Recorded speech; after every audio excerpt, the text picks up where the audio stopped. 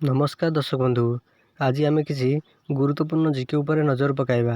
ता पूर्व आपन जदि नुआ करी वीडियो देखुछंती तेबे आम चैनल को एबे ही सब्सक्राइब करी पाखे आसुवा बेल आइकन को क्लिक करंतु। आज प्रथम जीके हेउची कोयला जालिबा द्वारा केउ गैस उत्पन्न होइथाए।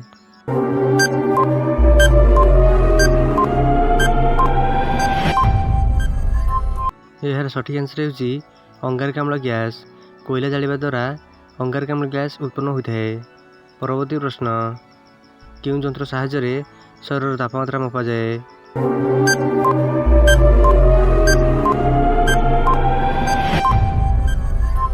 यार सठिक आंसर हेउची थर्मोमीटर। थर्मोमीटर यंत्र साहाय्य शरीर तापमात्रा मपा जाए। परवर्ती प्रश्न, थर्मोमीटर केउं गैस व्यवहार करा जाइथाए?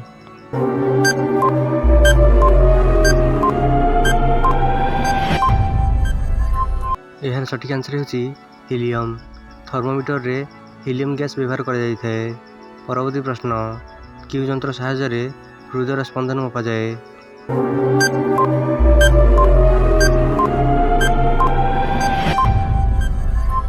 यार सठिक आंसर हेउची स्टेथोस्कोप साहाय्य हृदयर स्पंदन मपा जाए।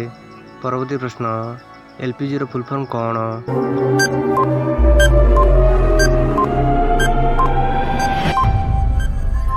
यार सठिक आंसर हेउची लिक्विफाइड पेट्रोलियम गैस, जहाँकि एलपीजी रो फुल फॉर्म अटे।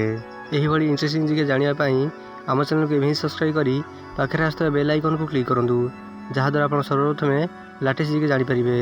वीडियो शेष पर्यंत देखिबारु धन्यवाद।